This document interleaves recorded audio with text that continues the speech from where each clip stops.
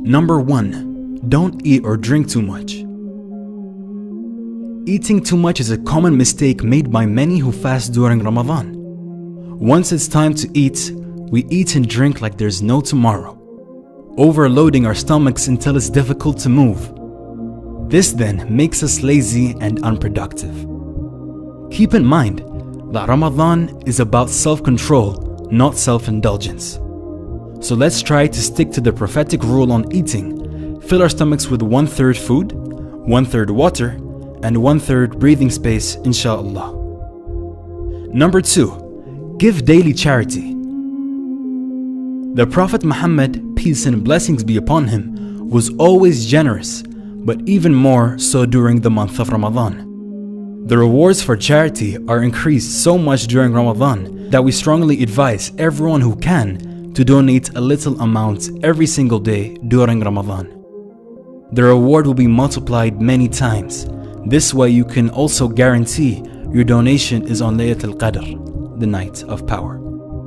A person who donates only 10 pounds on Laylatul Qadr will have the reward of donating 300,000 pounds of charity. Subhanallah, don't miss out. Number 3.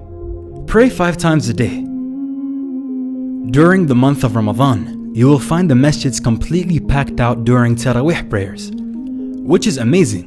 But then, during the 5 daily prayers, you will notice the masjids are nowhere near as packed. Unfortunately, many people have mixed up their priorities. The fardh, obligatory 5 daily prayers, have been put below the sunnah, Taraweeh prayers. Although nobody can deny the importance of the Taraweeh prayers, which comes with an abundance of rewards and blessings, the 5 daily prayers will always be greater and above all the sunnah or optional prayers. So please, do not neglect your obligations this month. Number 4. Month of the Quran. During Ramadan, many Muslims try to finish the Quran as fast as possible. Some people finish reciting it 2, 3, or even 5 times. Subhanallah, as though it's a speeding competition.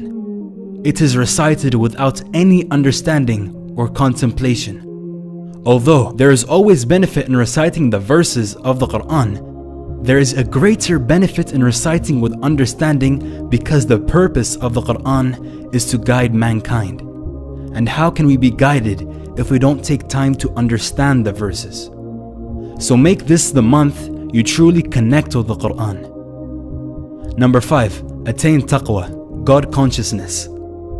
The Quran prescribes fasting for the believers in these words: O you who have believed, decreed upon you is fasting, as it was decreed upon those before you, so that you may attain taqwa.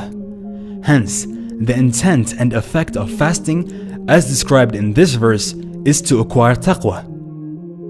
Presence of taqwa helps protect the believer from committing sins and to overcome the nafs, desires. There is no equivalent English word for taqwa.